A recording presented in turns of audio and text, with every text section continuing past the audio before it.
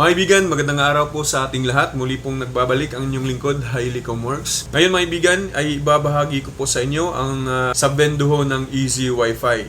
Ituturo ko po sa inyo kung paano po tayo mag-config, mag-setup, at saka mag-wirings mga kaibigan. Gamitin ho natin yung basic diagram na ibabahagi ko lamang po sa inyo.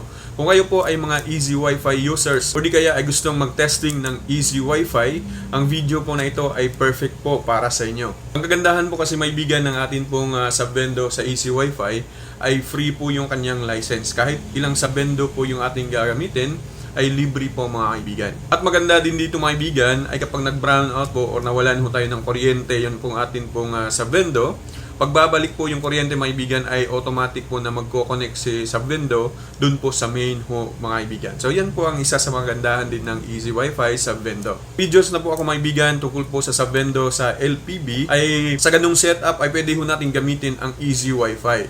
Kung kayo po ay magtatanong kung ano ang video na yon, nandito po sa baba ho ng ating video, i-click nyo lamang po ang link na po na yan at panoorin ho ninyo mga kaibigan kung paano natin siya i-set up at pwede ho natin i-apply yung Easy Wi-Fi doon po mga kaibigan na diagram. Kung nga pala kung kayo po ay baguhan sa ating pong YouTube channel, huwag po nyo kaligtaan na mag-like, mag-subscribe, mag-share ng ating videos at pinaka-importante sa lahat ay mag-hit po ng ating pong notification bell para pa po sa susunod na ating pong video tutorial. At ganoon din po mga kaibigan, meron ho tayong mga link sa baba ho ng ating video na kung saan ay pwede ho kayong bumisita doon at bumili ho doon ng mga parts ng Piso Wi-Fi. Napaka-legit po ng mga link ho natin dyan. Bisitahin nyo lang po, mamili ho kayo doon at talagang hindi ho kayo masascam. At sa mga kaibigan, huwag po nyong skip yung ads ho natin para naman po ay makakatulong din po kayo sa YouTube mga kaibigan para po sa mga tutorial ho natin na libre lamang po na natin pong ipamimigay ho sa inyo.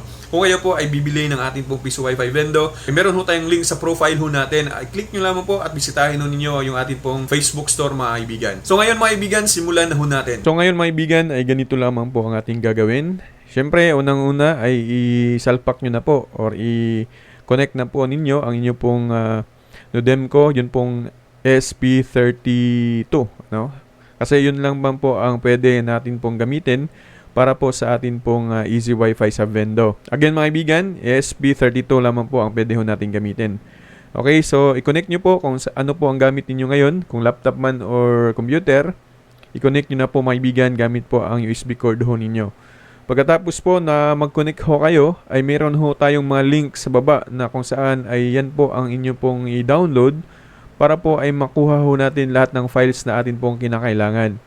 So bisitahin nyo lang po yung link natin sa baba, i-click nyo lang at i-download mga kaibigan, ilalagay ko lamang po sa atin pong description, okay? Actually mga kaibigan, meron na pong diagram, yun pong atin pong developer na si Sir Easy Wi-Fi. Kung kaya nyo pong kopyahin mga kaibigan, ito pong diagram ng Easy Wi-Fi na talagang ito po yung original na diagram, ay pwede nyo pong kopyahin. Bisitahin nyo ang Facebook store ng Easy Wi-Fi mga kaibigan.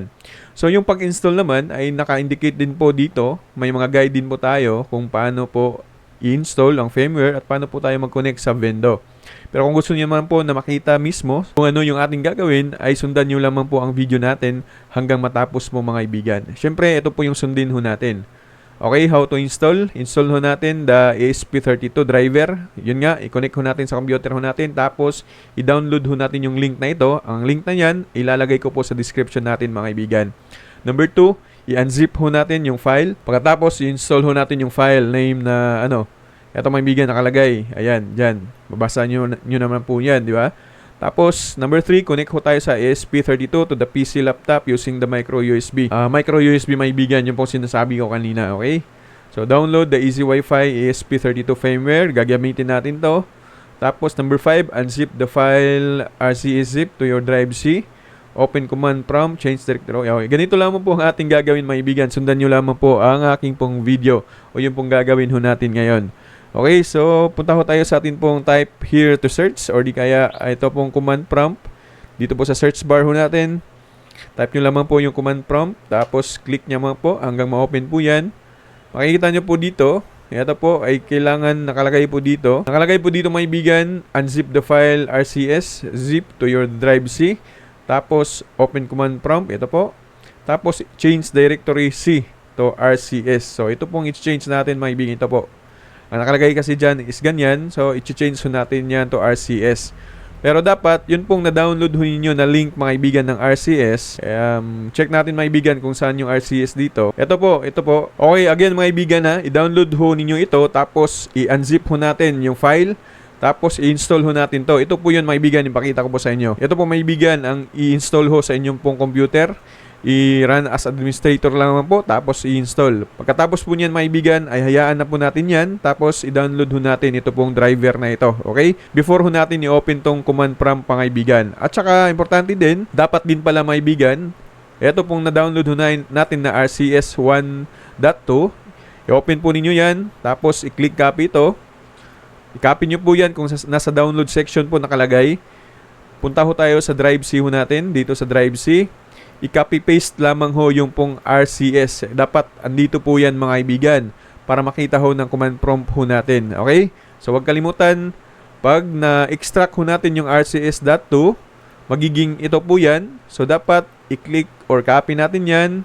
Lagay natin dito sa labas. Dapat andyan po yan mga kaibigan. Para po gagana po yung pag-install ho natin sa driver ho natin. Okay? Pag okay na po yan, pag tapos na po, pupunta ho tayo sa command prompt ho natin. Tapos ito po mga kaibigan, tandaan ho natin, ay i-change ho natin yan to RCS, okay? Ang gagawin lamang ho natin is, ganito lamang po mga kaibigan. So, i-type nyo lamang po dito mga kaibigan yung CD space, tapos C, tapos yan, tawag dyan, 2 dot, tapos, ayan. So kopyahin nyo lamang po mga kaibigan, ganyan lamang po ang inyo pong ilalagay para ma-change ho natin to, okay? So, click enter. Nakita nyo po. So, ganyan na po ang kanyang itsura mga kaibigan. So, make sure na ganyan po before ho tayo mag-proceed sa next step po mga kaibigan. So, nilagay ho dito, i-type ho natin ang mood. Okay? So, type mood lamang po mga kaibigan. Type natin dyan yung mood. Tapos, click enter. Makita ho nyo dito kung saan po nakakonect yun pong atin pong Nodemco mga kaibigan. Okay? Kadalasan mga kaibigan ha, hindi po siya sa COM1. Kung meron pong nag-appear dito na COM3, COM4, dyan po ninyo yan po ang gamitin ho natin, okay? So, next step mga kaibigan, ang nilagay ho dito ay dapat i-type natin yung install.bat space COM3 kung COM3 po yung connection ng atin pong Nodemco. Sa akin po ay COM7. So, ang gagawin ko lamang po ay install.bat space COM7. Pagkatapos po niyan, i-click enter ko lamang po mga kaibigan.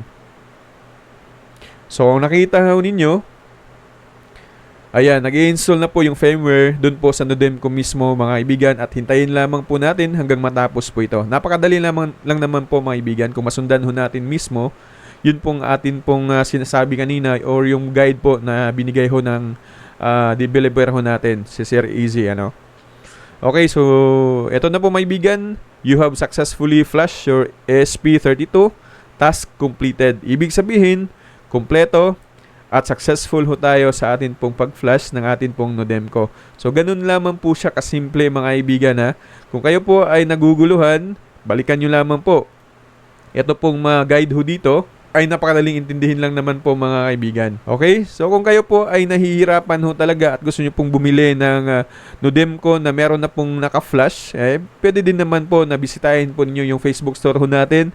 Baka po ay makasupply ho ako sa inyo, okay? So ngayon naman mga kaibigan ay babahagi ko po sa inyo yun pong pag-wirings ho ng atin pong tawag dito, yun pong atin pong Nodemco para magiging sabendo ho ng Easy Wi-Fi. Mga kaibigan, hindi ho natin to kukopyahin kasi gagawin ko lamang pong simple yung atin pong diagram.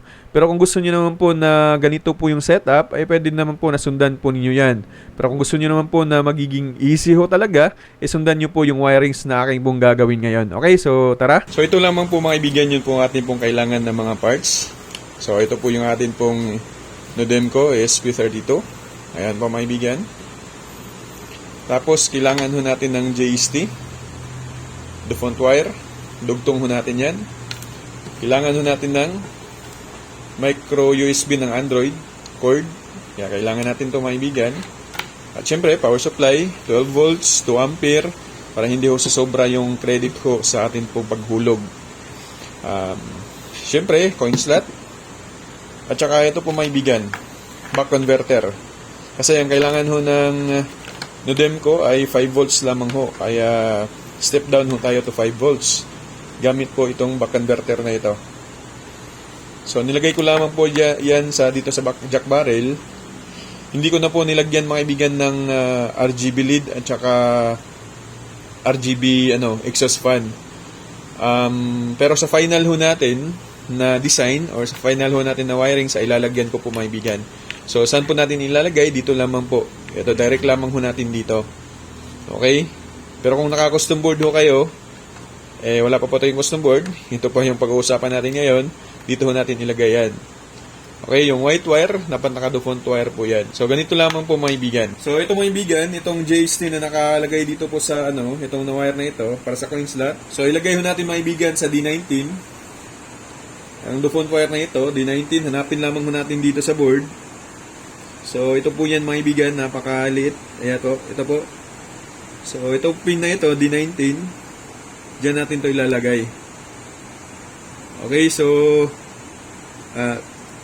19, ayan. Tapos, ito naman pong JST na meron pong default wire. Ilalagay ho natin to dito po sa D26. So, hanapin lamang ho natin dito po sa pin na ito, yung 26 mga kaibigan. Ito po yan. Ang purpose nito, kaya lalagyan natin ng JST para po ay hindi po mahulog agad yung coin kapag hindi pa po ready yung atin pong sub-bendo. So, ayan. So, ganyan lamang po kasimple mga ibigan. Tapos, ito naman pong cord na ito, ito, ay ilagay natin sa buck converter. Yan po yan. Tapos, yun pa yung dulo. So, supply po natin dito sa nodem po natin. Ayan. Tapos, mga ibigan, ayan, tapos na po yan. Kahit ganyan po ang plastada, pero okay na po yan. Lagay ho natin itong coin slot natin. Coin slot. Tapos, ang JST, ito, dito po yan sa baba ng coin slot. Diyan po mga ibigan. Tapos, ayan na po. Okay na po yung ating pong wirings. So, siyempre, yung ating pong power supply, lagay ho natin sa jack barrel. Tapos, i-switch on ho natin mga kaibigan. Tingnan ho ninyo mga kaibigan, ay mag-on po yan.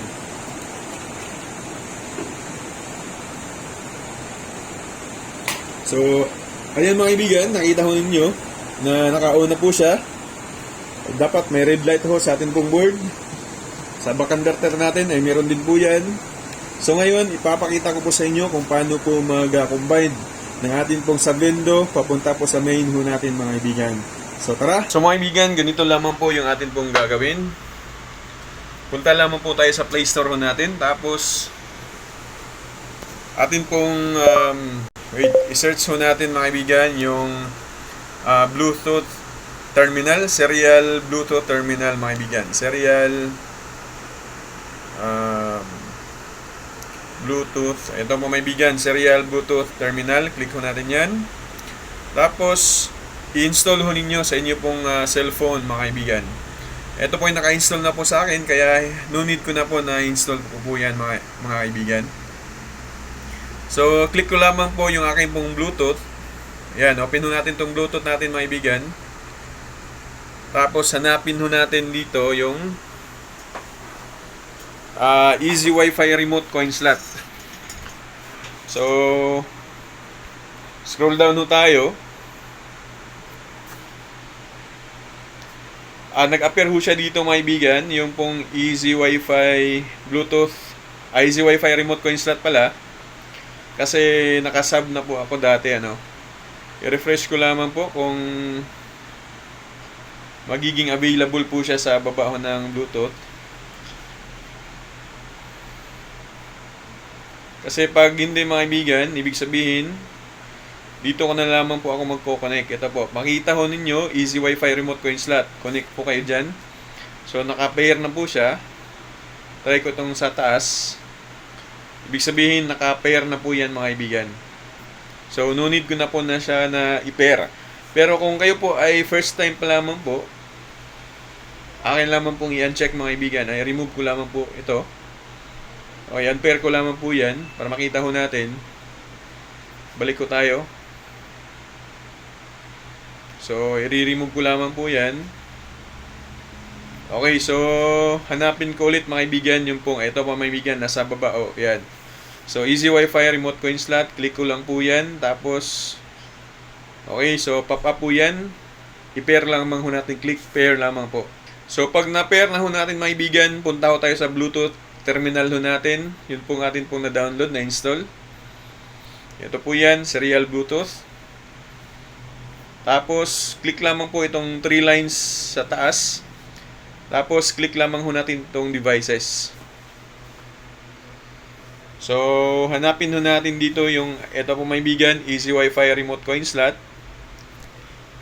Pag nakita niyo po ninyo ang easy Wi-Fi remote coin slot, i-click lamang po yan mga kaibigan at hintayin ho natin dyan na magiging connected po yan.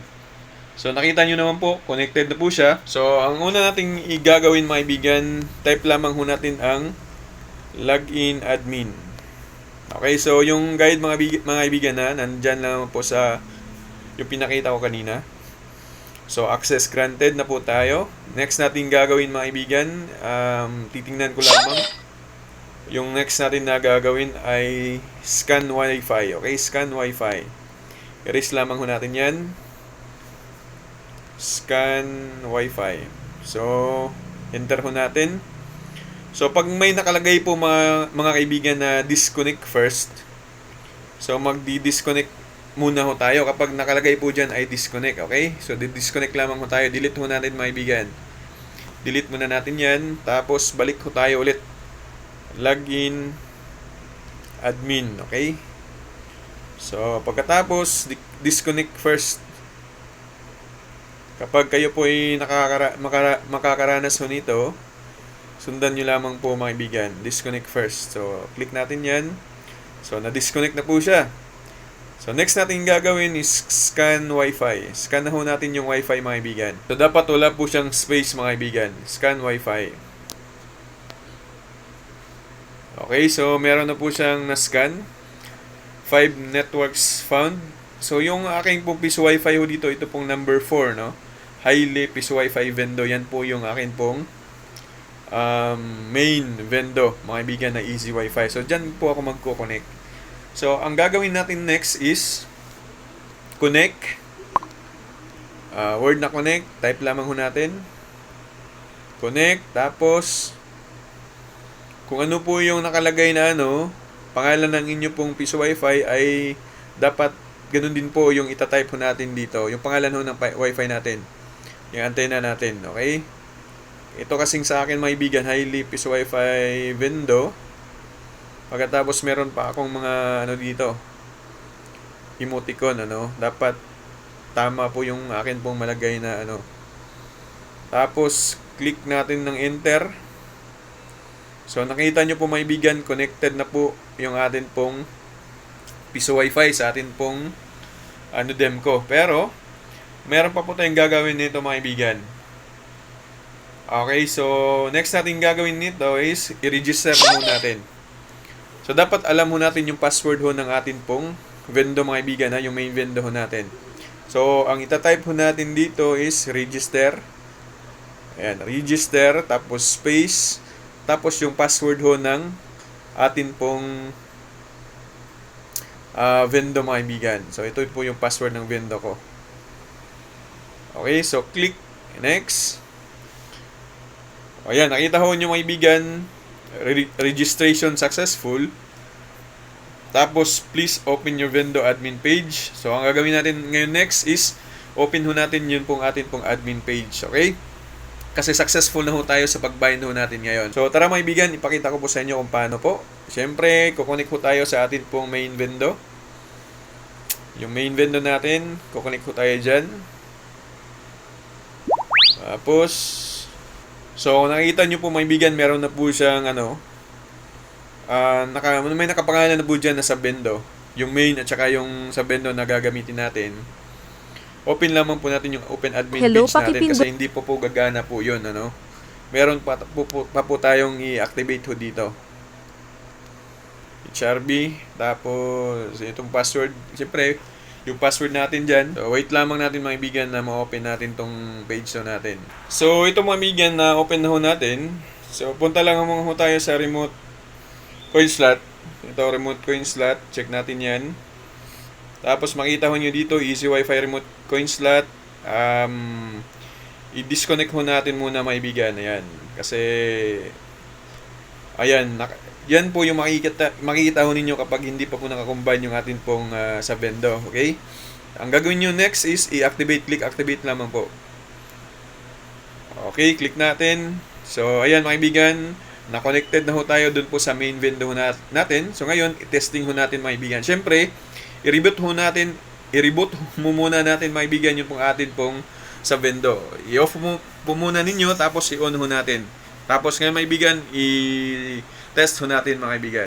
Ito na po mga kaibigan, i-test ho natin.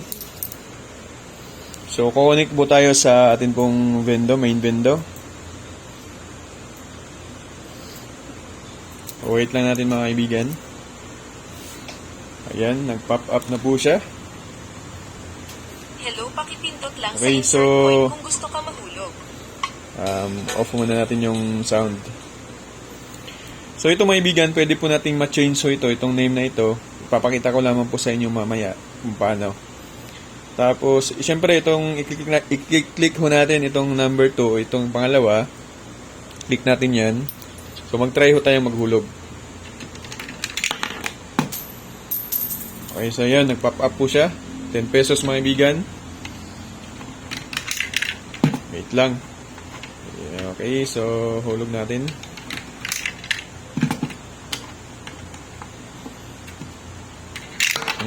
Ayan. So 10 pesos, 11 pesos po mga kaibigan yung credits ho natin. So done paying lamang ho tayo.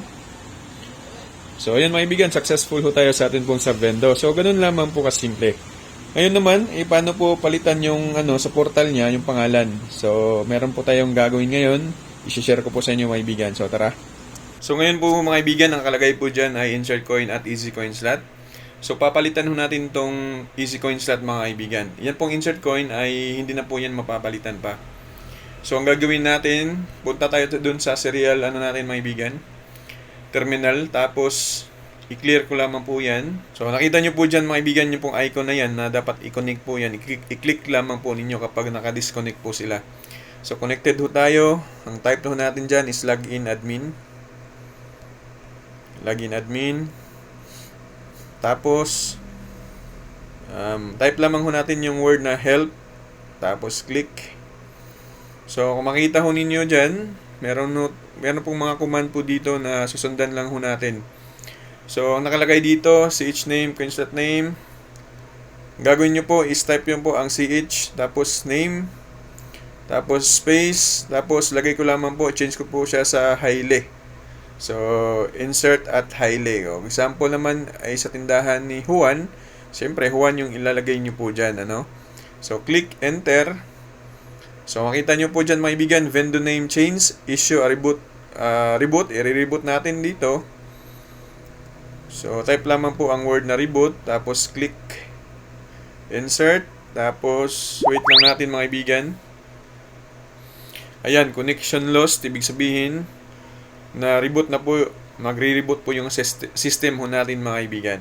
So hintayin lamang po natin hanggang ma-change po yung pangalan. So ito mga kaibigan, try ho natin na i-refresh kung okay na ba. Ayan mga kaibigan, na-change na ho natin yung pangalawang tawag dito, tab ng insert coin dyan mga kaibigan. So ang nakalagay na dyan is at Haile, insert coin at Haile na po siya. So ganun lamang po pag change name ng Sabendo ho natin. So mga kaibigan, ganun lamang po kasimple gumawa ng Sabendo, mag-config, mag-setup. So ganun lamang po mga kaibigan. Kung kayo po ay talagang kursunada mga kaibigan o gusto nyo kong i-test ang Easy Wi-Fi, Sabendo ng Easy Wi-Fi, ganun lamang po ang atin pong gagawin. Again mga kaibigan, kung kayo po ay baguhan pa po sa atin pong YouTube channel, huwag po niyong kaligtaan na mag-subscribe, mag-hit ng ating notification bell, mag-like ng ating videos, mag-share ng ating mga video po mga kaibigan. At ganoon din mga kaibigan, huwag po niyong kaligtaan na mag-click po ng ating pong mga links sa baba ho ng ating video na kung saan ay pwede ho tayong bumili ng mga piso Wi-Fi parts para po sa ating pong mga window.